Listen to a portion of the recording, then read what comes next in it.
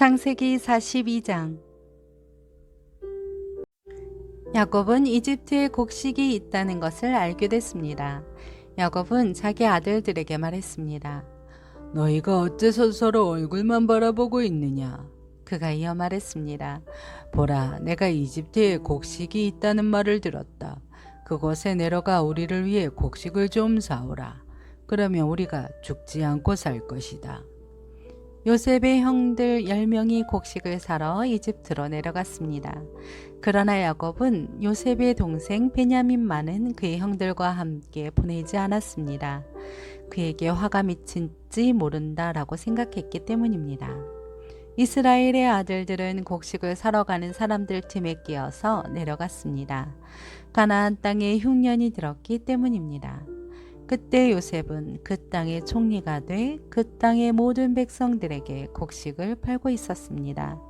요셉의 형들이 와서 얼굴을 땅에 대고 그에게 절을 했습니다. 요셉은 자기 형들을 보자 바로 그들을 알아보았습니다.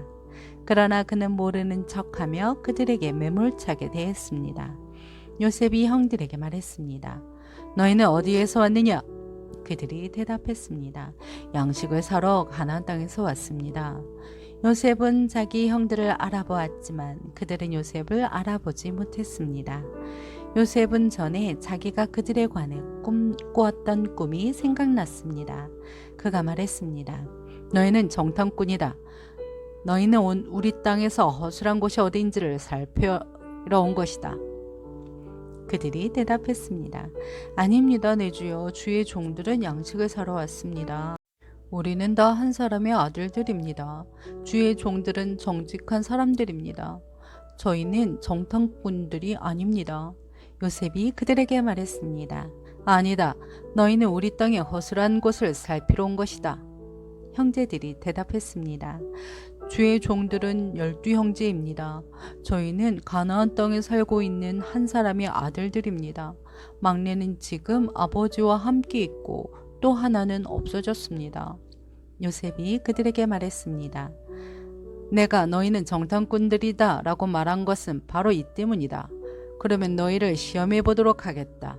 바로의 살아계심을 걸고 맹세하지만 너희 막내가 여기 오지 않는 한 너희가 이곳에서 빠져나가지 못할 것이다.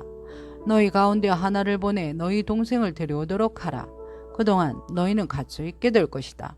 너희 말이 진실인지 시험해 보도록 하겠다. 만약 진실이 아니라면 바로의 살아계심을 걸고 맹세하건대 너희는 정탐꾼들임에 틀림이 없다.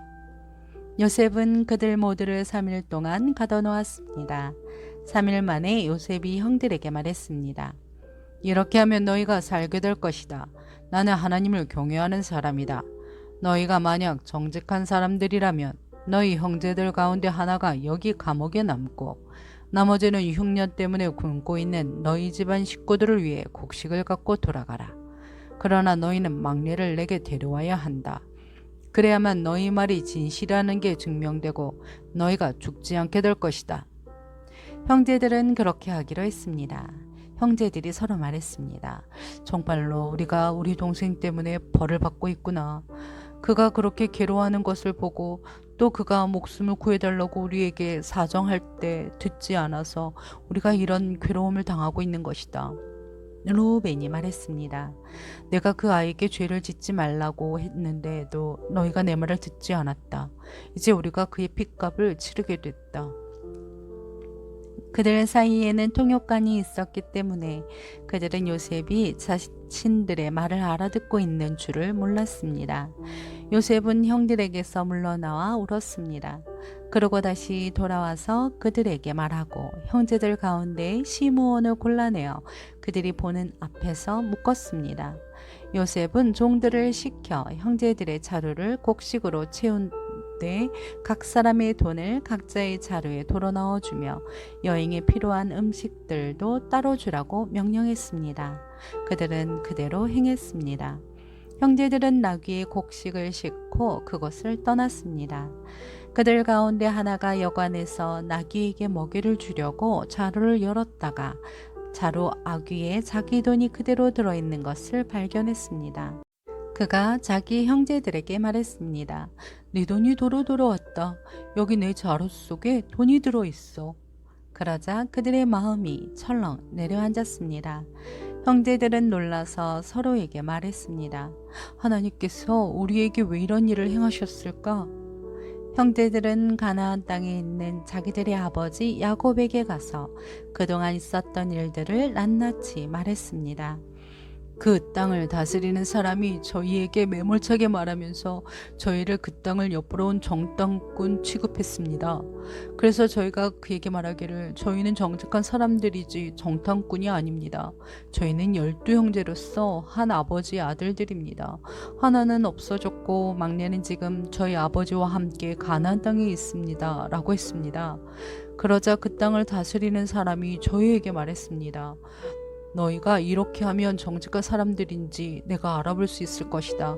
너희 형제들 가운데 하나를 나와 함께 여기에 남겨두고 나머지는 흉년으로 인해 굶고 있는 너희 집안 식구들을 위해 곡식을 갖고 돌아가라. 그리고 너희 막내를 내게 데려오면 너희가 정탐꾼들이 아니라 정직한 사람들인 것을 내가 알게 될 것이다.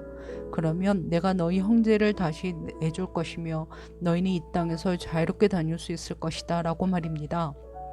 형제들이 각자 자기 자루를 비우려고 보니 모든 자루마다 돈꾸러미가 도로 들어 있었습니다. 그 돈꾸러미들을 보고 그들과 그들의 아버지가 겁에 질렸습니다. 아버지 야곱이 그들에게 말했습니다. 너희가 내 자식들을 빼앗아가는구나. 요셉이 없어지더니 시므온도 없어지고 이제는 베냐민마저 데려가려 하는구나. 너희 모두가 나를 괴롭히는구나. 루벤이 아버지에게 말했습니다. 만약 제가 베냐민을 다시 아버지께로 데려오지 못한다면 제 아들 둘을 죽이셔도 좋습니다. 베냐민을 제 손에 맡기십시오. 제가 그를 도로 데려오겠습니다. 그러나 야곱이 말했습니다. 내 아들 베냐민은 너희와 함께 거기에 내려가지 못한다. 베냐민의 형 요셉이 죽었고 이제 베냐민밖에 남지 않았다. 혹시 너희가 데려가는 길에 베냐민이 해라도 입는다면 너희는 흰머리가 난 나를 슬픔 가운데 죽게 만들 것이다.